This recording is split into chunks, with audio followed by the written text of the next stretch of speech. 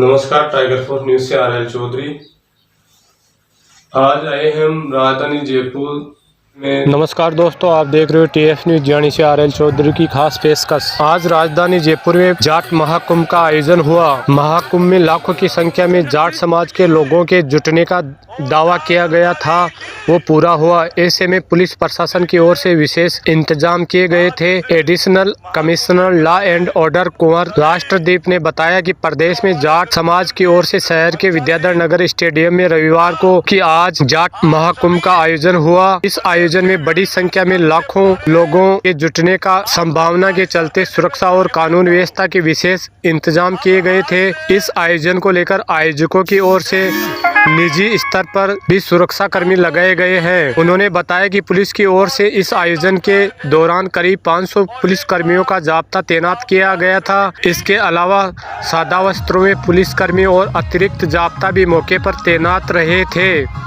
वहीं यातायात व्यवस्था के लिए भी वाहनों की निर्धारित स्थल पर पार्किंग और जाम को देखते हुए वाहनों के लिए निर्धारित रूट तैयार किए गए थे।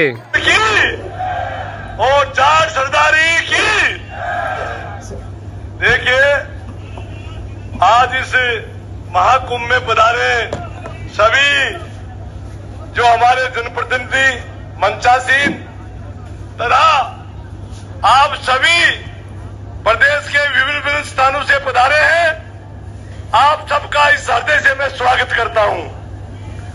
अब आज से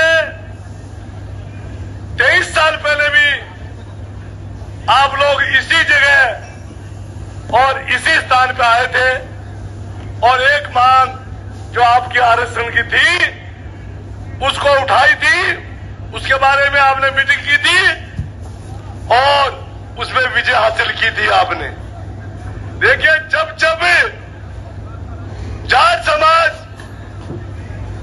चेता है और उसने ये हमें कोई भीख नहीं चाहिए, हम अपना हक हकूक लेके रहेंगे, आज नहीं कल लेंगे। और सुनो बात,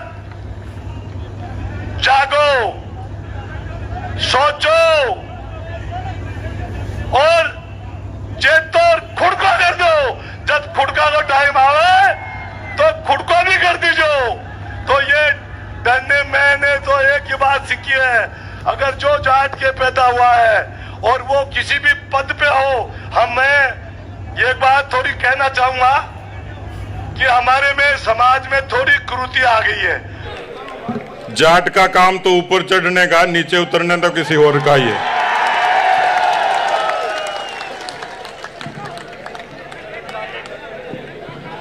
अभी ये पूरी दुनिया को पता लग गया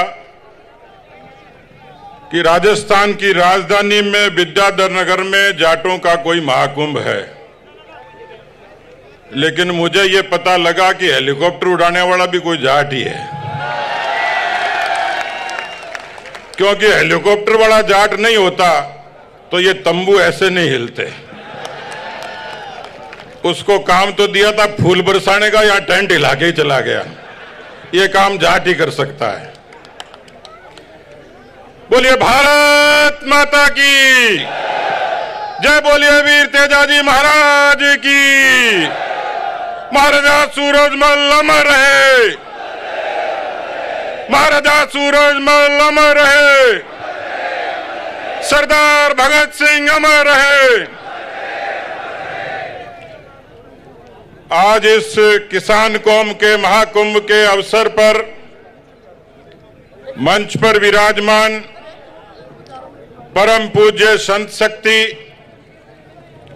मंच पर विराजमान किसान कौम के राजनीति, समाज, व्यापार, धर्म, इन सब क्षेत्रों के तमाम वीर शिरोमणि जाट कौम के वो सब लोग जो पसीने और परिश्रम से इस समाज का गौरव आगे बढ़ाते हैं, मैं उस मंच का प्रणाम करता हूं। मेरे सामने बहुत बड़ी संख्या में इस कौम की माताएं, बहनें, बेटियों, सम्मानित बुजुर्ग और नौजवान भाइयों, देरी बहुत हो गई और कोई भी समाज और राजनीति को मंच हुए तो जको बोलणियो वक्ता हुए बेन एक सहूलियत हुए तो मारी तरह एक नेता हो, नेताजी आपको भाषण शुरू करो, 5 मिनट होया, 10 मिनट होया, आधी घंटो होयो तो पीछे एक आदमी लठ लेके खड़े हो, तो नेताजी ने लागो कि इतनी देर तो ठीक ठाक चल रही बात, तालियां भी बाज रही, अब के गड़बड़ लागे तो नेताजी में लठाड़ा ने पूछो भाई क्या बात है, तो लठाड़ो बोले नेता तू तेरो भाषण दियो जा, मैं तो बहन ढूंढन लाग रहा हूं जगह तने बुलायो है। अब मन तो राजा राम जी मील बुलायो भाई। किसान सरदारों, अंग्रेजी इतिहासकार कर्नल जेम्स टॉड, उन्होंने लिखा कि हिंदुस्तान की धरती पर एक ऐसी कौम है जो लड़ाका है, जिसको कभी जीता नहीं जा सका। लेकिन कर्नल जेम्स टॉड की इस पंक्ति के आगे मैं जोड़ना चाह रहा था कि इस धरती पर जब किसान का, जाट का पसीना गिरता है तो यह धरती अन्नपूर्णा बनती है, और उस किसान कौम में, कोख में पैदा होकर कोई नौजवान सीमा पर लड़ता है तो इस भारत मां की आन बान शान की रक्षा होती है। इस देश की वीरता का इतिहास, इस देश के परिश्रम का इतिहास, यह आपकी कौम के नाम लिखा गया है। कौन भूल सकता है महाराजा रणजीत सिंह जी के उस जज्बे को? कौन भूल सकता है महाराजा सूरजमल की उस प्रतिष्ठा और संकल्प को? क्या सरदार भगत सिंह के फांसी के उस फंदे को कोई भूल सकता है? और इसलिए इस देश में आज तो संयुक्त राष्ट्र संघ ने घोषित कर दिया कि दुनिया में ये मोटे अनाज का वर्ष है, लेकिन दुनिया को यह भी पता है कि ये मोटा अनाज पैदा करने वाला कोई है तो किसान और जाट है, जो सबसे ज्यादा दुनिया में मोटा अनाज पैदा करता है। मोटा खाने वाला, मोटा पहनने वाला और मोटी बात करने वाला। इस कौम में वो जज्बा है, वो समर्पण है, और इतिहास गवाह है। इस भारत के, दुनिया के आधुनिक युद्ध की एक लड़ाई लड़ी गई जिसको कारगिल युद्ध का नाम दिया गया।